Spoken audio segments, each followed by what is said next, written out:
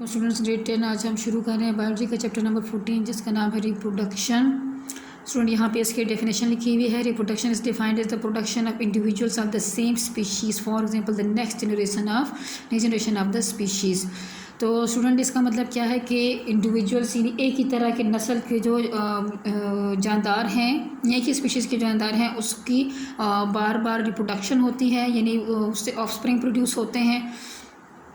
और यहाँ पे स्टूडेंट्स की इंपॉर्टेंस लिखी हुई है कि इसकी इंपॉर्टेंस क्या है कि इसका जो सबसे पहला पॉइंट है द कंटिन्यूएशन ऑफ स्पीशीज़, यानी जो नस्ल है उसकी बका है, उसका जारी रखना है। It can also ensure the genetic material of one generation is transmitted to the next. Each generation produces more offspring for the next generation. Many individuals die due to various reasons like diseases, competition, genetic factor, etc. etc. before reaching the reproductive age. तो students यहाँ पे कहते हैं कि बहुत से individual जो die of हो जाते हैं रिप्रोडक्टिव एज तक पहुँचने से पहले, तो इसकी वजह ये भी हो सकती है कि उसके जेनेटिक मटेरियल में सर्वाइवल रेट बहुत कम होगा, यानी उसका जेनेटिक मेकअप उतना ही अच्छा नहीं था कि वो इन मुश्किल हालात को बर्दाश्त कर सकता है, ज़्यादा फिट होता उस पर। On the only the fittest and the best survive and the reach the reproductive age. This ensures that the advantageous characteristic are transmitted to the next generation. तो यहाँ पे इसकी इंपॉर्टेंस है। फिर इसके स्टूडेंट सब टाइप्स हैं। एक हमारे पास एक सेक्सुअल रिप्रोडक्शन है, दूसरा हमारे पास सेक्सुअल रिप्रोडक्शन है। Asexual reproduction means simple cell division that produces an exact duplicate of organism. There are many types of asexual reproduction. इसकी भी स्टूडेंट्स बहुत टाइप्स होती हैं, तो हम आगे देखते रहेंगे which we shall discuss on the following pages. Asexual reproduction involve the joining of the male and female sex cells called the गीमीट्स।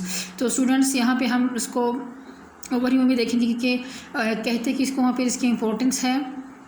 फिर यहाँ पे टाइप्स हैं, और अब हम जो मेथड ऑफ सेक्सुअल रिप्रोडक्शन है उसको देखेंगे।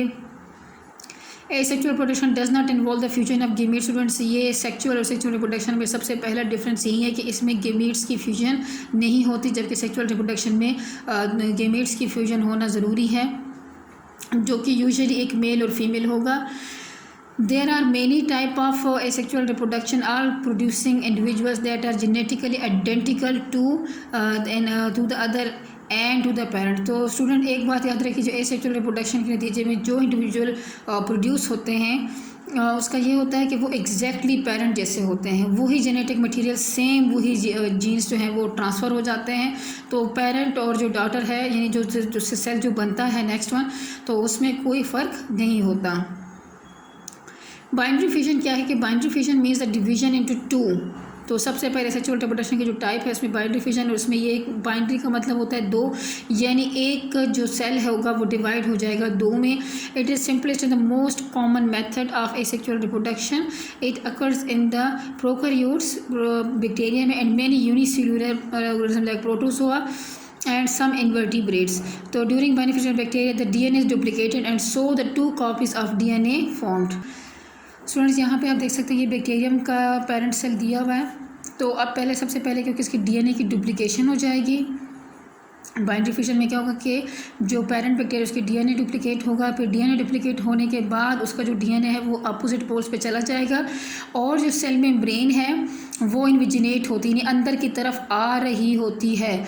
और इस तरह से क्या होता है कि साइटोप्लाज्म भी ज़ाहिर है के बीच में डिवाइड हो गया इस तरह से, और फिर मुकम्मल जब डिवाइड हो जाता है सेल मेम्ब्रेन, तो जो सेल वॉल होती है वो भी दरमियान में से बन जाती है, ताकि वो उसको यानी कि सेल मेम्ब्रेन जैसे से इन्विजिनेट करती है, तो साथ में ये जो सेल वॉल उसका है वो भी साथ साथ बनना शुरू होता है, और एट द एंड दो बैक्टीरिया, डॉटर बैक्टीरिया फॉर्म हो जाते हैं।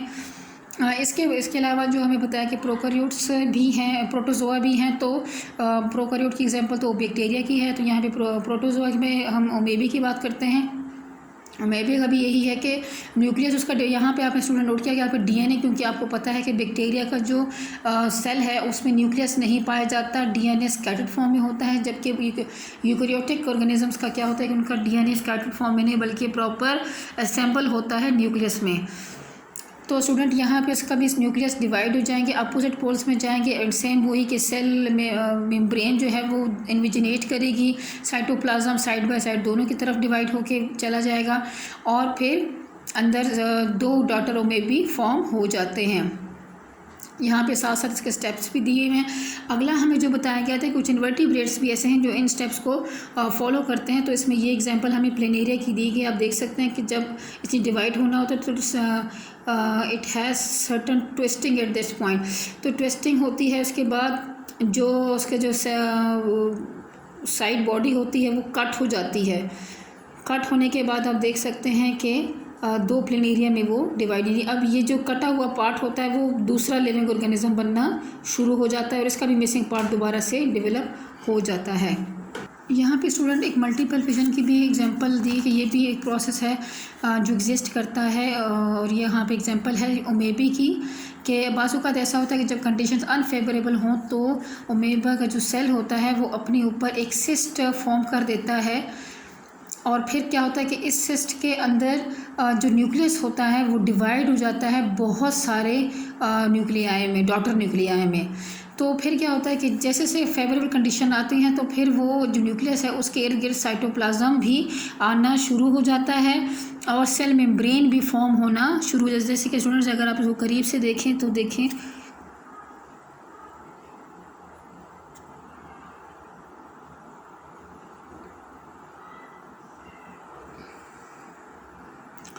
यहाँ पे देखें स्टूडेंट्स, अभी इसके अंदर जो सेल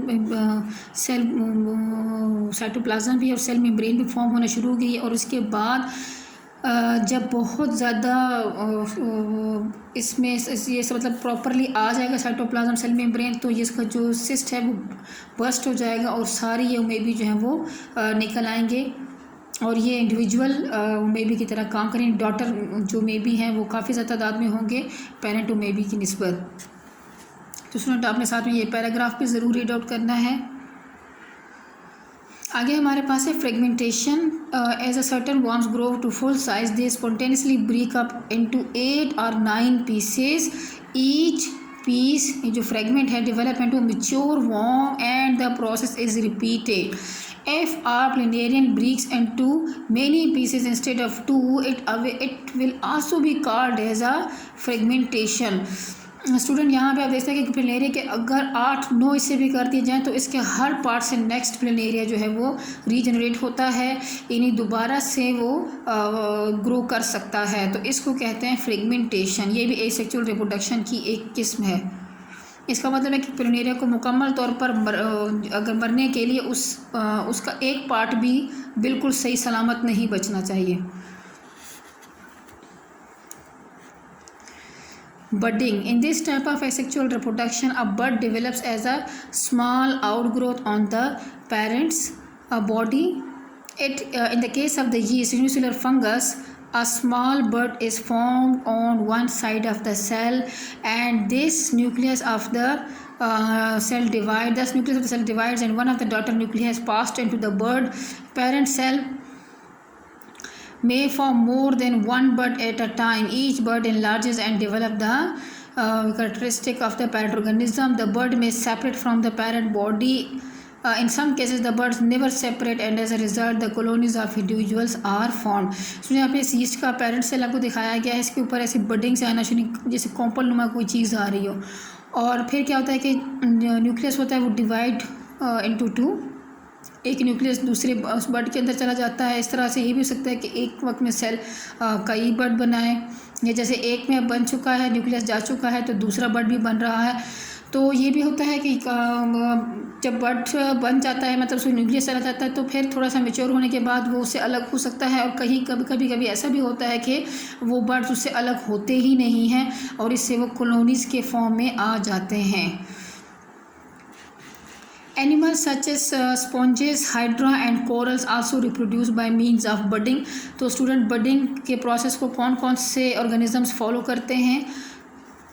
ये जो है वो वाटर बेस्ड है, मतलब सी में रहने वाले या फ्रेश वाटर रहने वाले एनिमल्स हैं, लिविंग ऑर्गेनिजम्स हैं। In them a small bud is formed on one side of the body by mitosis and this bud enlarges by the formation of more cells. It then detaches from the parent body and grow into new organism. यहाँ पे आपको but again hydra भी दिया हुआ है। Student एक बात याद रखिएगा कि जो जितनी भी सेक्सुअल रिप्रोडक्शन है उसमें जो डिवीजन फर्दर होती है तो ये माइटोसिस का जो प्रोसेस है वो फॉलो होता है। मेयोसिस सिर्फ और सिर्फ जो होती है वो सेक्सुअल रिप्रोडक्शन में होती है। सेक्सुअल में सबसे पहले मेयोसिस होगी और इसके बाद माइटोसिस होती है। In corals the buds do not detach from the parent body. तो वो जो एग्जांपल थे कि कौन से ऐसे हैं जो डिटैच नहीं होते बर्ड्स, तो कॉरल्स की एग्जांपल है corals from big colonies because the bird grow into the new organism by remaining attach to the parent body. Student आज का लेक्चर इतना ही, उम्मीद करती हूँ समझ आ गई होगी और आप लोगों ने खुद भी इसको अच्छे से समझना है, बार बार रीड करना है, उसको याद करने की कोशिश करनी है और इसको बेटा पॉइंट्स में लिखने की कोशिश करें। अल्लाह हाफ़िज़, अपना बहुत ख्याल रखिए।